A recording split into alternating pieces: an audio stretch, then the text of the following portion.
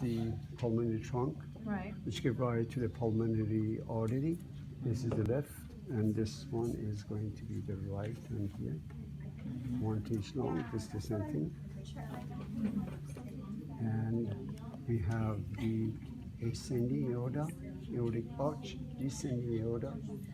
What branches from the arch is the brachiocephalic on the right, common carotid on the left, subclavian on the left.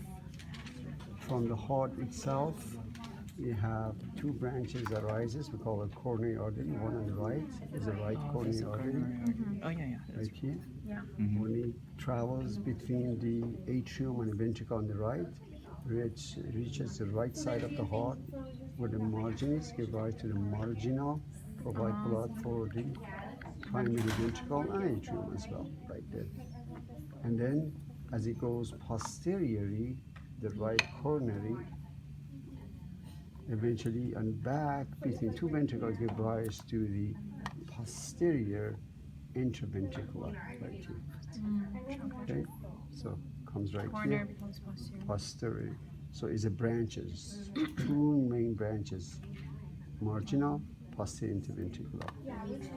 The left coronary that arises from here, you can see the trace of it. It gives rise to two branches, one here, one there.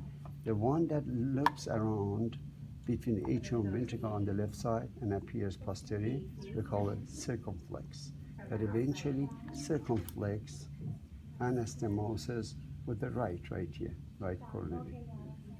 And then the second branch extended between the two ventricles, we call it anterior interventricular. So each of them had two major branches. On the right side, Circumflex and anterior interventricular. So anterior interventricular is a branch of the left.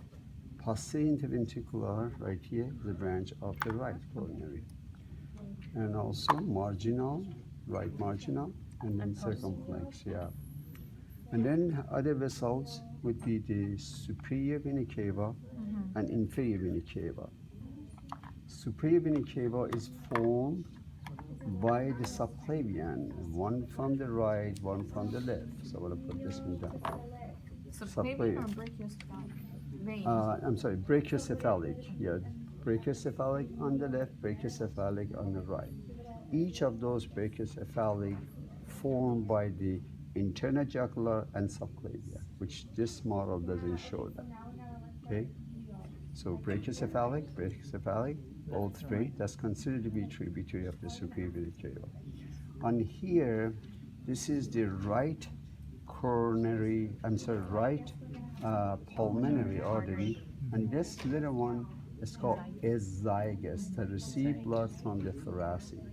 This is your trachea, and that's your esophagus, and descending, also known as thoracic aorta, and that's a vessel. Now, on a posterior aspect of the heart, you see the coronary sinus and the coronary sulcus between the atrium and the ventricle receive blood from the heart itself, and eventually, if you look at it, drains into the right atrium, right there. Okay, so this received many tributaries, as you can see that. The one that you need to know, one is a posterior, runs with the posterior interventricular. So we call it median Middle cardiac? or medial cardiac or median cardiac. Or medial cardiac is better because not exactly in center. Medial cardiac drains into that, and this is one major posterior. There are two major comes anteriorly, one from the left, one from the right. So here we go. This is called greater cardiac vein that drains into the coronary sinus. Okay, and this is called small cardiac vein that drains into the coronary sinus. So three major veins you need to know: two anterior, one greater, one smaller, and the middle cardiac. And that is the vessel of the heart. That's it.